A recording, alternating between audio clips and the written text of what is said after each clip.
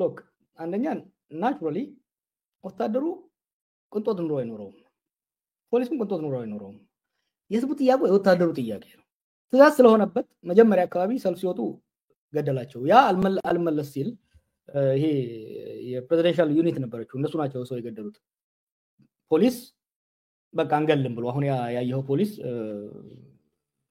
ወታደሮች ከህዝቡ ጋር እንዳይጋጩ ነው ያደረጉት። ህዝቡም ደግሞ በከፍተኛ ሁኔታ በጥንቃቄ ነው ወታደሮችንና ፖሊሶችን ከማጥቃት በጣም የተቆጠበ ነበርና መጨረሻ ላይ ፖሊስ ከህዝቡ ሲመጣ መከላከያ መጣና በተለይ እነዚህ መንግስት ያደራጃቸው በደህንነትና በሌላ ተቋማት የሚመጡ እንደ ሚሊሻ አይነት ኃይሎችን ከህዝብ ላይ በመከላከል ጀነራሉ ዋና ኤታማዦር ሹሙ ጠቅላይ ሚኒስትሩ ስልጣን እንዲለቅ አዘዘው።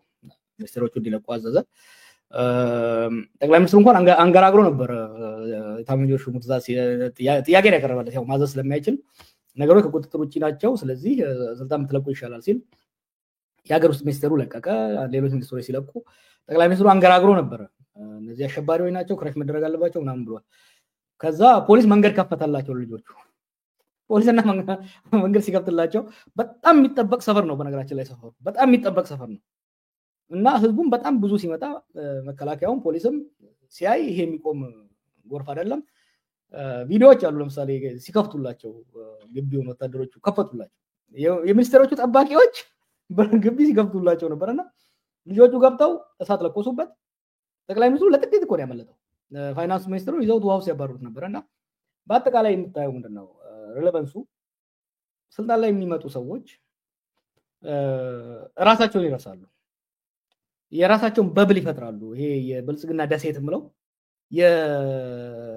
በጥቅም የተሳሰሩ ሰዎች ደሴት ይሄ በረጋ ኦሊ የሚባለው ጠቅላይ ሚኒስትር ኦልሞስት ከአብይ ጋር ተመሳሳይ ነገር ተናግሯል ስለ ኢኮኖሚ። ኔፓል ኢኮኖሚ ሚራክለስ በሆነ መልኩ ነው እያደገ ያለው ብሎ ተናግሯል።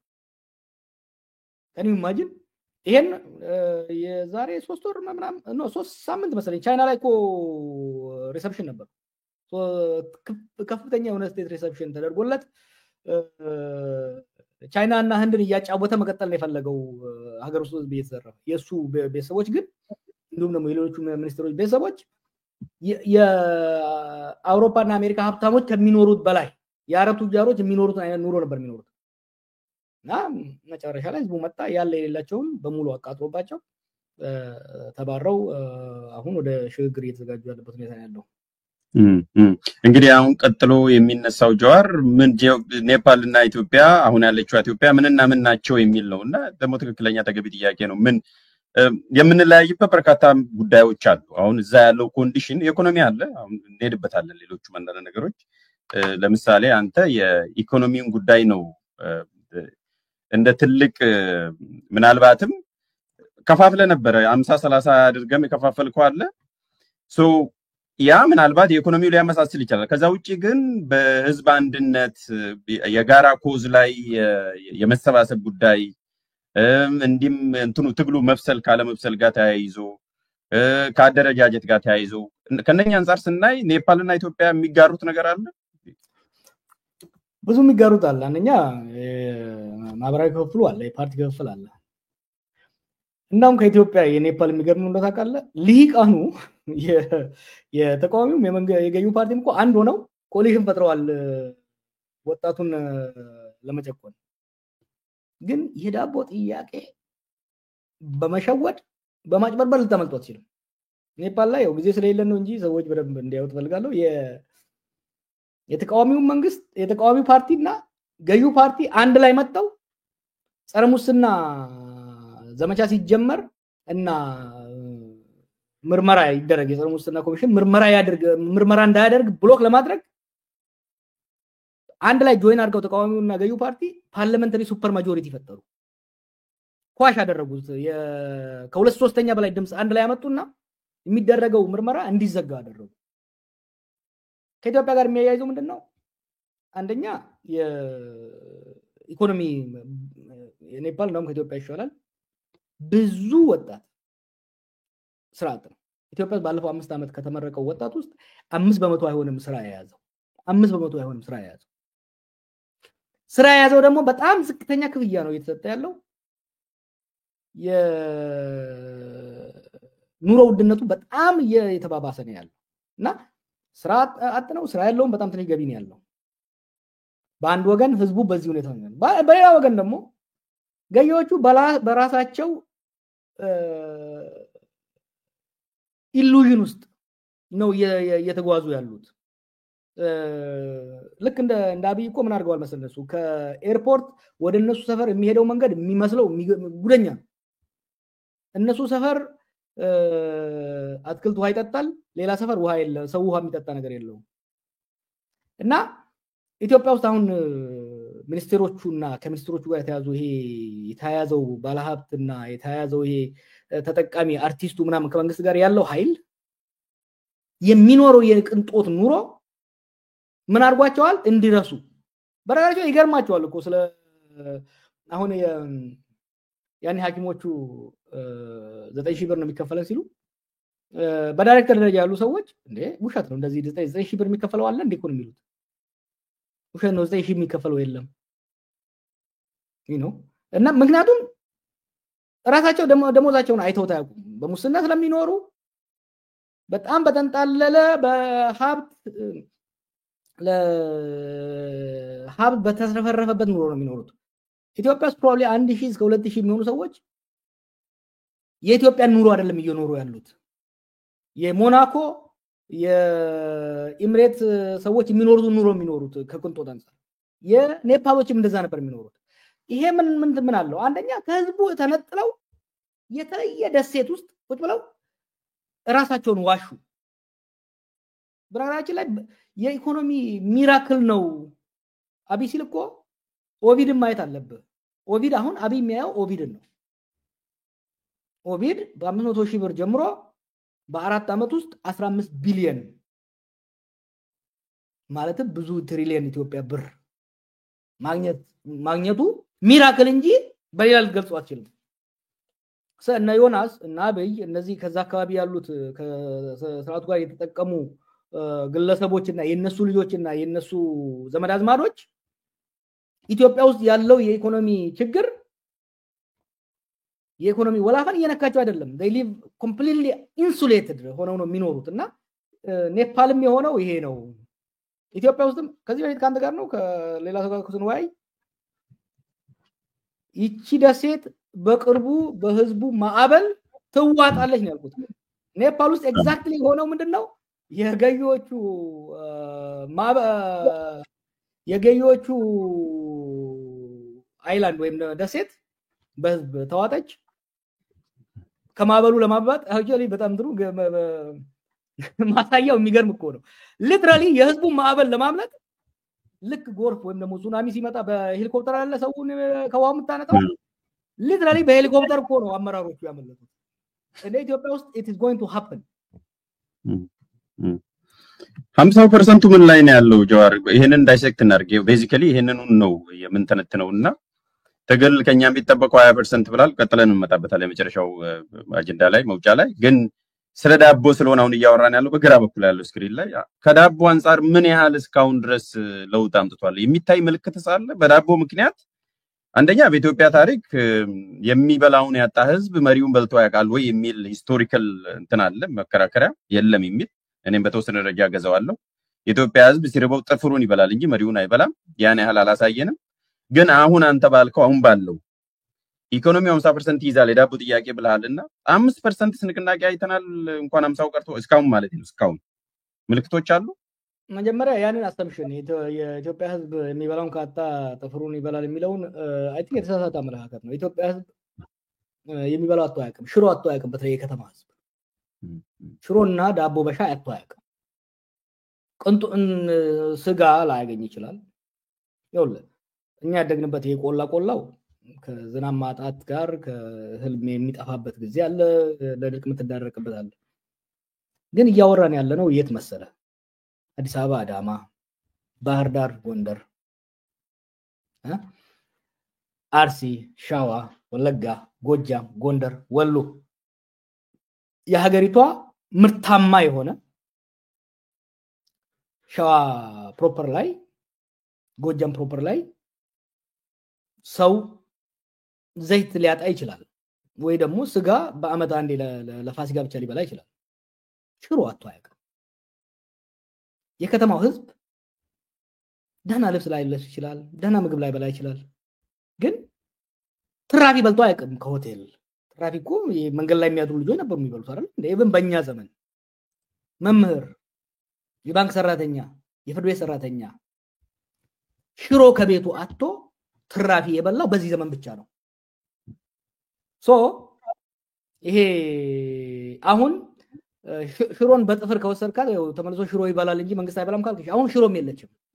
it's very important የጥፍሩ በነገራችን ላይ እንትን ይላል ነው። አንተም ታውቃለህ በርግጥ አላቋረጥህም። የፕሮፌሰር መስፍንም እና የፕሮፌሰር መረራን ብናወዳደር ሁለት ጉምቱ አንደኛው አርፏል፣ አንዱ አለ። ያን የተናገረው ፕሮፌሰር መራራ ነው። የሚበላውን ያጣው ህዝብ መሪውን ይበላል የሚል ለረጅም ዘመን ፕሮፌሰር መራራ ነው ታውቁ። በሌላ መልኩ ግን የኢትዮጵያ ህዝብ በለውጥ ያመጣል፣ ግን በማመጽ ሳይሆን በማደም ተከሻውን አደላድሎ መከራን በመቻል በዝምታ ነገም ሌላ ቀን ነው ለበጎ ነው ብሎ ወደ መስጊድ ወይም ወደ ቤተ ክርስቲያን ነው የሚሄደው። እንደውም ልትወርቅ ስትል በደንብ ነው የሚያጨበጭብልህ። ወደ ገደድ ስትንደረደር እንደውም እንድገባ ያጨበጭብልሃል። የሚገልጽበት መንገድ በተለየ መልኩ ነው የሚል ነው ፕሮፌሰር መስፍን ወልደማርያም የሚናገሩትና ሁለት ፐርስፔክቲቭ አለ። ሁለቱንም እረዳቸዋለሁ ከየት እንደሚመጣ። ወደ የሪቮሉሽን ታሪኮች እና አስመግሉና ሌሎች የሚጽፉትን ሌላ ጊዜ በስፋት ልናወራ እንችላለን። ሎክ የሰው ህዝብ በሁለት ጊዜ ነው የሚያምፀው። አንዱ ያለውን ሲያጣና ከዚህ በላይ ምንም አላጣም ብሎ ሲደርስ ይጎጽምና at some point ይፈነዳባል። አንዱ እሱ ነው። ሁለተኛው ደግሞ ኢኮኖሚ ያድግና አዳዲስ ዲማንዶችን፣ አዳዲስ ጥያቄዎችን፣ አዳዲስ ፍላጎቶችን በህዝቡ ይፈጥራል። መበላለጥ ኢኒኳሊቲን ይፈጥራል። ያኔ በሁለት የሚድል ክላስ አፕራይዚንግ ሚድል ክላሱን ሴንተር ያደረገ አመጽና ሎወር ክላሱን ወጣቱን ያማከለ አመጽ የሚካሄድበት ጊዜ አለና ኢትዮጵያ ውስጥ አሁን እያየው ያለው ሁሉም ነው የቆረቆዘው። በጣም ለየት የሚያደርገው ሁሉም ነው የቆረቆዘው። ከተወሰኑት ከመንግስት ጋር ካሉ ፕሮባብሊ 1000 2000 ከሚሆኑ ሰዎች ውጪ ገበሬው በጦርነትና በማዳበሪያ ጦት አምርቶ መብላት አልቻለም። የከተማው ማህበረሰብ ከኑሮ ውድነትና ከግብር መጨመር ከዋጋ ንረት አንፃር በልቶ ማደር አልቻለም።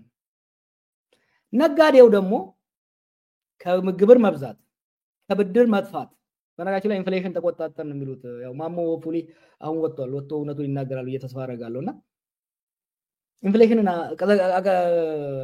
አውርደናል። ክቡር ገና በደንብ ይጽፈዋል። የእነ ሰዎች እንዲያነቡት ጋብዛለሁና የኢንፍሌሽኑ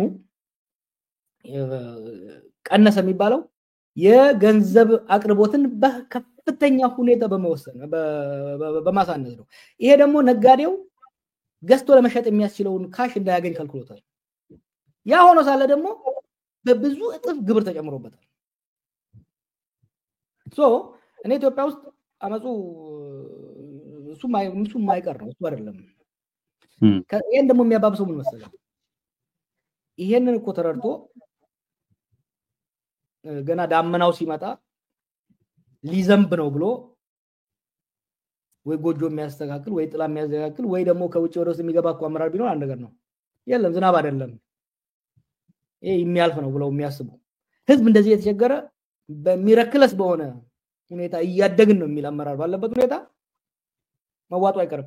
ኔፓሎች እኮ ይሹድ ጎባክ የአመራሮቹን መግለጫዎች የዛሬ ሳምንት 2 ሳምንት በፊት የነበረው ዝቅ እንደኛዎቹ ሰዎች ሲኮፈሱ ነበር። ለዛ ነው አሁን እኔም ሌሎችም አብረን ሰራ ሰዎች እያልን ያለ ነው ስርዓቱ መዋጡ አይቀርም። ስርዓቱ በስብሷል።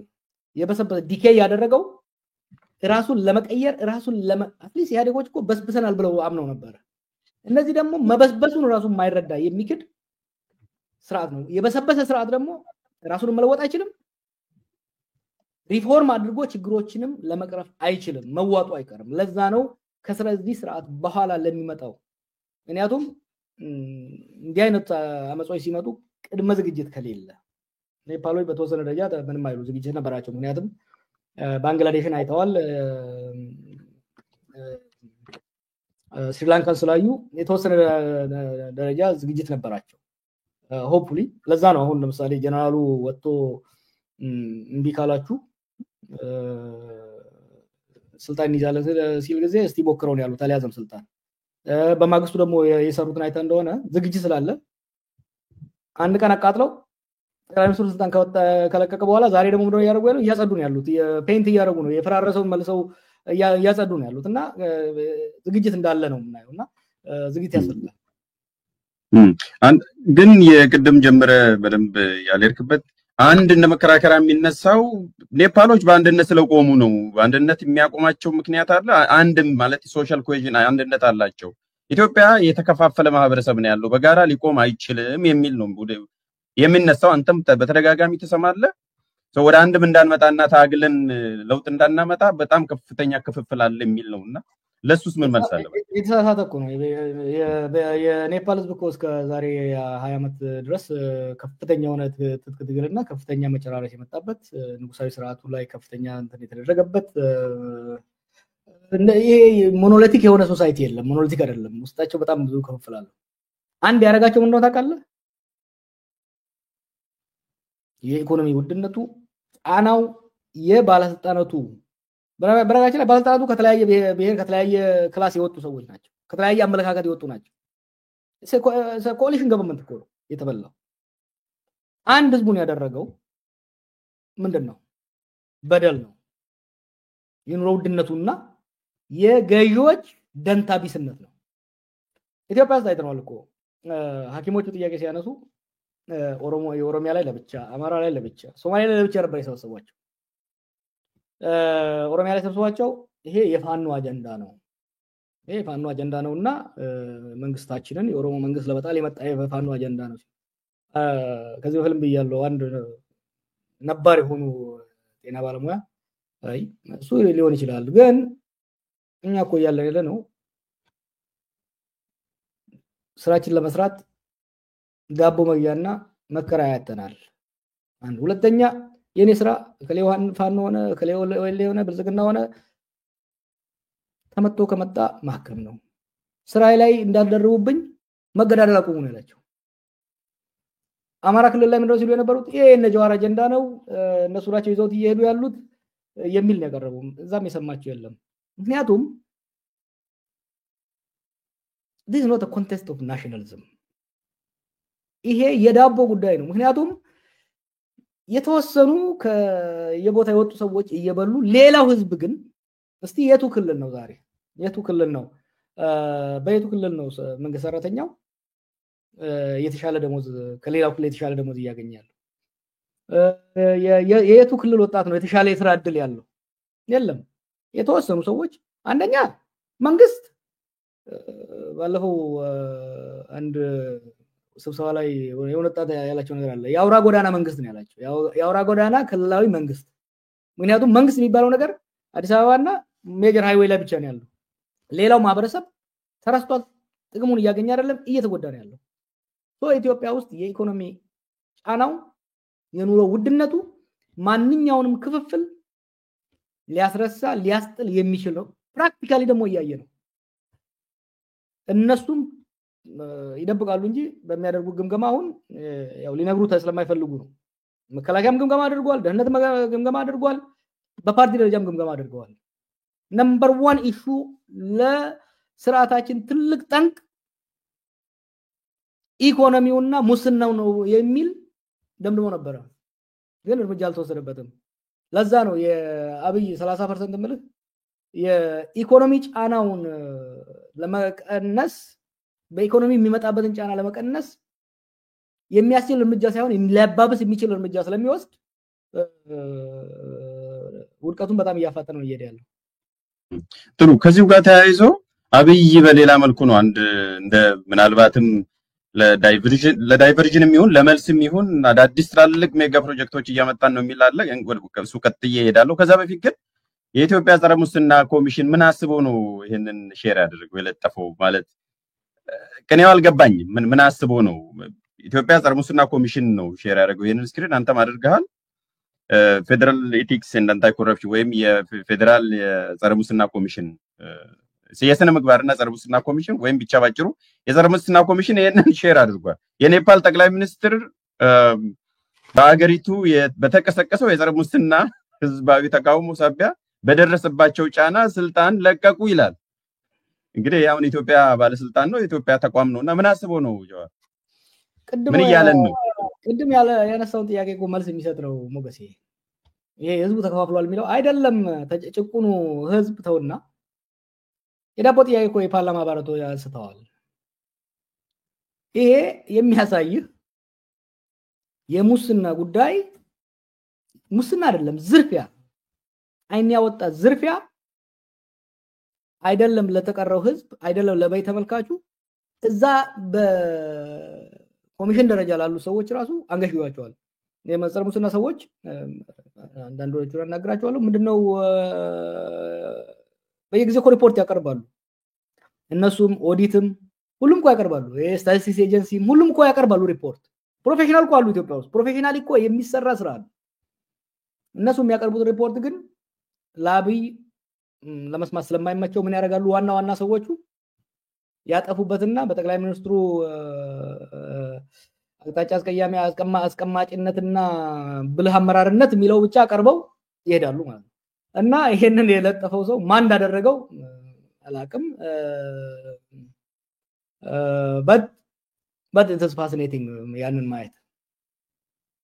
አሁን እንግዲህ እንትኑ ማዕበሉ እየመጣ ነው እያሉም ሊሆን ይችላል በቅንኛ ወይም በግዕዝኛ።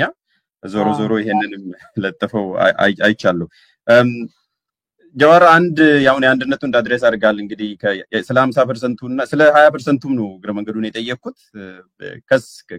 የ20% አንድነት የለም ወዘተረፈ የሚለው ላይ አይ አንድ የሚያደርገን ብዙ ነገር አለ ብለሃል። ሌላኛው አዲስ ፌኖሚና አንተም የዛሬ 3 ዓመት የጻፍክበታል 5 ኢትዮጵያ ላይ የሚታዩ አዳዲስ ነገሮች ብለ ዘረ ምሁርነትና ሌሎች ነገሮችንም ዘርዝረ ነበርና አንደኛው trivialization of politics and monetization የሚል ላይም ነው የገለጽከው። በዚህ ኤሪያ ላይ ብዙ ሰዎችም ይነጋገሩበታል፣ ይጽፋሉ። እኔ ምናልባት የሆድ ብሔርተኛ ወይም የከርስ ብሔርተኝነትን ነው ብልጽግና በጣም ያጧጣፈ ያለውና በጋራ እንዳይቆም ህመሙ በጋራ እንዳይሰማቸው የከርስ ብሔርተኝነት እየመጣ ይመስለኛልና ይሄ ጉዳይ አንድ ሳንካ አይሆንም ወይ? የከርስ ብሔርተኝነቱ መስፋፋቱ የአይዲዮሎጂ ኮሚትመንትም የለም፣ የብሔር ፖለቲከኛም ብሔርተኝነትም አይደለም፣ ሀገራዊ ብሔርተኝነትም ሳይሆን አሁን ያለው የሃይማኖትም አይደለም፣ የከርስ ብሔርተኝነት ነው የሚል ኦብዘርቬሽን አለና ይሄንን እንዴት ታያለባቸው ከትግሉ አንፃር? this by design ብልጽግና የሚባለው አይዲዮሎጂ ራሱ አንደኛ ግለሰቦችን ያማከለ ነው። ሁለተኛ ግለሰቦች ቤትም በምንም ሀብታም እንዲሆኑ ማስቻል ነው። የተወሰኑ ግለሰቦች ስልጣን ራሱ ከዚህ በፊትም ተናግረናል። ስልጣን ድሮ ህዝብ ከማገልገል ጎን ለጎን ለኩራትና ለስታተስ ሲምቦል ነበር አይደለ? አሁን ስልጣን ሲባል በማህበር ውስጥ ያለህ ከፍ ብሎ የመታየት ሳይሆን ገንዘብ የማግኛ ነው። ለዛ ነው አሁን ገንዘብ የሌለባቸው የሚባሉ ሚኒስትሪዎች አሁን ከጠቅላይ ሚኒስትሩ ቀጥሎ ዋናው ድሮ ውጭ ጉዳይ ሚኒስትር ነበር። አሁን ማንም ውጭ ጉዳይ ሚኒስትር መሆን አይፈልግም፣ ምክንያቱም ብር የለም። ከዛ ይልቅ የሱሉልታ ከንቲባ አሁን ብትለው ይሻለዋል ሰውዬው፣ ምክንያቱም ዛት ወር ዘመን ይዝ ባለፈው ጽፌ ነበር እንዳው ሰው ልኮልኝ አሁን እዚህ አዲስ አበባ ዙሪያ ላሉ ከተሞች ትንሽ ከተሞች ከንቲባ ስራ አስኪያጅ ለመሆን እስከ 5 ሚሊዮን ከፍለ ነው የምትሆነው። ከዛ በኋላ ነው እንትምቴሮና የፕራይቬታይዜሽን ኦፍ ገቨርንመንት ኮሜርሻላይዜሽን ኦፍ ፖለቲክስ ትልቅ ነው። ይሄ ደግሞ በእንትሩስም ወደ ሚዲያም እየገባ ወደ ፖለቲካውም እየገባ ሰዎች ሲምፕሊ በአቋማቸው የሚታወቁ የነበሩ ሰዎች ሲያዩት ምን አጨነቀኝ ሰው ሲያዩ የተወሰኑ ሰዎች ሀብታም ሆነው ሲያዩቸው ለህዝብ ብዬ ለምን እዚህ ባለቀ ጫማ ሄዳለሁ ለምን ነው እዛ ተጠግሼ እጄ ተደምሬ ሀብታም ለምን አልሆንም በማለት ብዙ ሰዎች ወደ ዘርገልብጠው የሄዱበት ሁኔታ አለ። በነገራችን ላይ ኔፓልም እንደዛ ነበር። ብዙ ይሄ የአሁኑ ጠቅላይ ሚኒስትር ለአመታት ታስሯል ለዲሞክራሲ ሲታገል ለአመታት የባንግላዴሿ ሴትዮ ለአመታት ታስራለች ተጨቁና ነበር ግን ስልጣን ህዝብ ማገልገያ መሆኑ ቀርቶ የሀብት ማካበቻ ሞኔታይዜሽን ኦፍ ፖለቲክስ የሚያመጣው ዴንጀር ምንድነው ከሀብት ጋር ጥጋብን ያመጣል ልብና ጆሮ እንዲደፈን ያደርጋል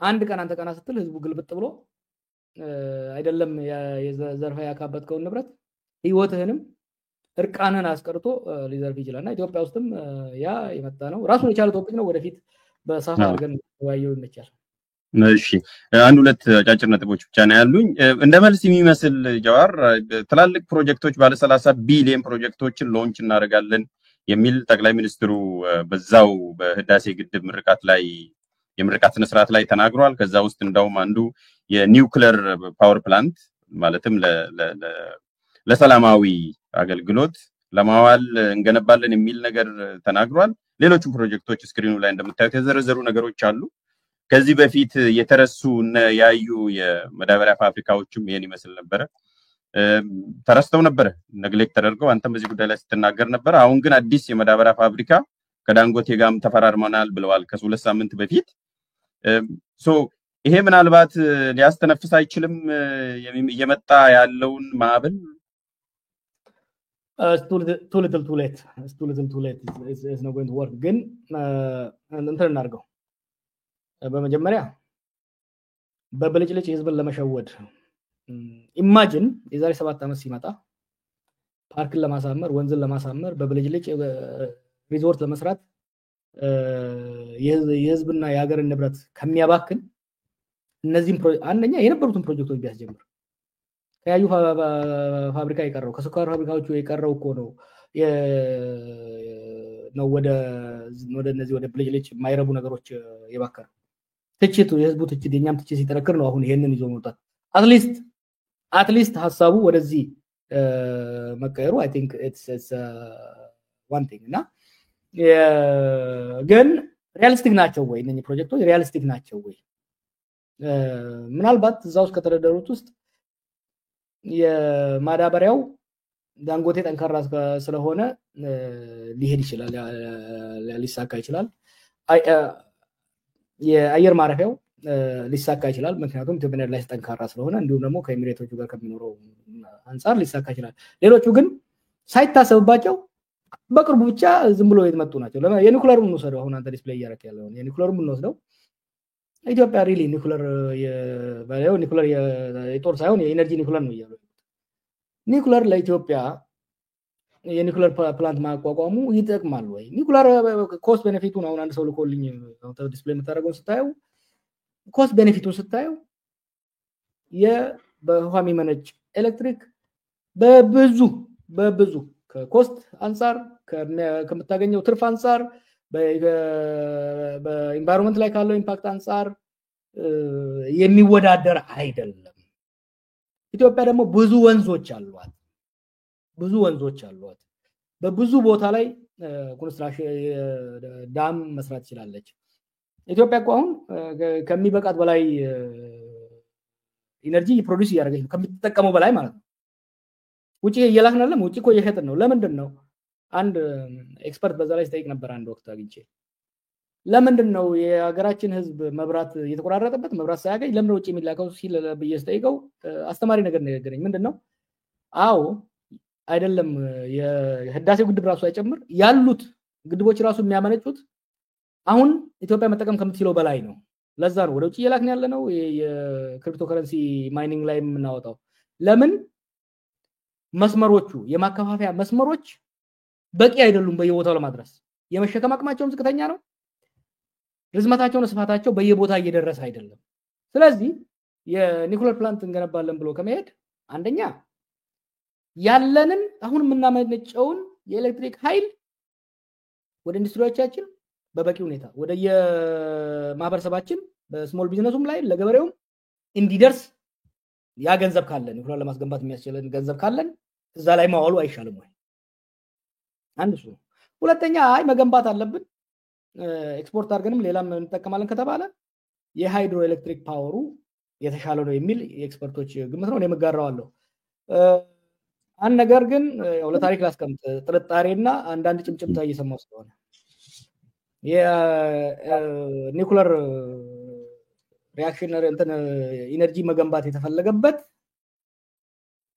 ከእንግዲህ በኋላ በተለይ በአባይ ጋር በተያያዙ ወይም በአባይ ተፋሰሶች ላይ ትሪቡተሪዎች ላይ ሌላ ግድብ ላለመስራት ነው።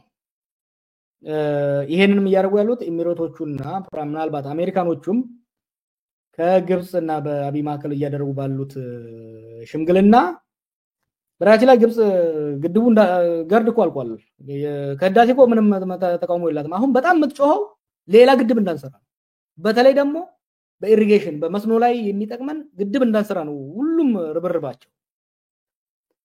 ከዚህ ውስጥ አንዱ ሌላ ግድብ እንዳንሰራ ብር እንሰጣችኋለንና ኒኩለር ገንቡ፣ የኒኩለር ሪአክተር ገንቡ፣ የኒኩለር ኢነርጂ ገንቡ ከተባለ ይሄ ለኢትዮጵያ ጠቃሚ አይደለም። ምክንያቱም የውሃ ሀብታችንን የመጠቀም መብታችንን የሚገድብ ምንም አይነት ስምምነት ውስጥ መግባት የለብንም። ይሄ ጭምጭምታ እውነት ከሆነ በአባይ ተፋሰሶች ላይ ሌላ ግድብ ላለመገንባት ቃል ገብተን ብር ተሰጥቶን የኒውክሌር ኢነርጂ ፕላንት የምንገነባ ከሆነ ከፍተኛ ሀገራዊ ኪሳራ ነው። ምክንያቱም ይሄን ውሃ ወደፊት ዋናውን አባይ ብቻ ሳይሆን ወደ ትሪቡተሪ የሚገቡትን ወንዞች ለኤሌክትሪክም ለሌላም ጉዳዮች መጠቀም እንችላለን። አሁን ያለው የኢትዮጵያ የግድቦች በቂ ናቸው አሁን ኢትዮጵያ ላላት አቅም። ስለዚህ መስመር ዝርጋታ ላይ ሌሎች ላይ ማዋሉ ይሻላል። እንዲህ አይነት ህዝብን ለማስፈንደቅ ከሆነ ዝም ብሎ ህዝብ ለማስፈንደቅ ከሆነ is fine, but if Abiy is serious ወደ ኒኩለር ኢነርጂ መገንባት ፕላንት መገንባት የሚሄድ ከሆነ በጥንቃቄ መከታተልና በጥንቃቄ ዝርዝሩን ማወቅ አለብን። ይሄንን እኛም ከታተላለሁ፣ ሁላችሁም ተከታተሉ። ምክንያቱም ከፍተኛ የሆነ የሀገር ኪሳራ ሊያስረን የሚችል ሪሜምበር በኮሎኒያል ጊዜ 1959 መሰለኝ የተፈረመው ስምምነት ነው ግብጽ እስከዛሬ እኛ ላይ ስትጠቀም የነበረው። አዲስ በማንኛውም ጊዜ በወንዛችን ላይ ግድብ የመገንባት መብታችን ፈጽሞ ሊገደብ አይገባም። ምንም ያህል ለምን $1 ትሪሊየን አይሰጡንም? we should not accept any agreement on this issue። በጣም ጥሩ። በመጨረሻም ጃዋር ባጭሩ ሰዓታችን ስላበቃ ባለፈው ባደረከው ቃለ ምልልስ ጋር ካቶ ገዱ አንዳርጋቸው ጋር ባደረጋችሁት ቃለ ምልልስ ላይ ችግር የለውም ጠይቁን፣ ተጠራጠሩ፣ ተከታተሉ፣ ነገር ግን አዳምጡን የሚል መልእክት ተስተላልፈን ይርከው ከሳውስ ከትግሉ ጋር ተያይዞ ዞኔ ዛሬ የምጠይቀው ከ2017 ወደ 2018 ስለተሸጋገርን ወቅቱም በደንብ አመቺ ስለሆነ በ2018 ምን እንጠብቅ? በዛ እናውቃ ስራችንን እንቀጥላለን። እንዳልኩ የህዝቡ ስሜትና የለውጥ መንፈሱ ከፖለቲካ ዝግጅቱ በጣም ቀድሞ ነበር እየሄደ ያለው። አሁን የፖለቲካ ዝግጅቱ የሽግግር ዝግጅቱን እያፋጠነው ነው፣ እናፋጥነዋለን። ስራውን እንቀጥለዋለን። ሲበስል ለህዝብ እናቀርባለን። የኩሽና ስራውን እንደናወጣ አታስገድዱ እናንተ የሚዲያ ሰዎችም። የኩሽና ስራውን እንሰራዋለን። ሲበስል ግን አቅርቡ በሉንና በፍሬው ላይ እናቀርበዋለን። እንደዛው እያበሰልን እንሄዳለን። ግን ትልቅ ተስፋ ነው ያለኝ በዚህ ዓመት ጥሩ ስራ እንደሚሰራ። ስለዚህ ምግቡ እየተሰራ ነው እያልክ ነው? ባጭሩ እየበሰለ ነው ኩሽና? ጥሩ እየተሰራ ነው። እናንተ ጥያቄ ደግሞ ጨው እንዳይበዛበት ወይ እንዳያንስበት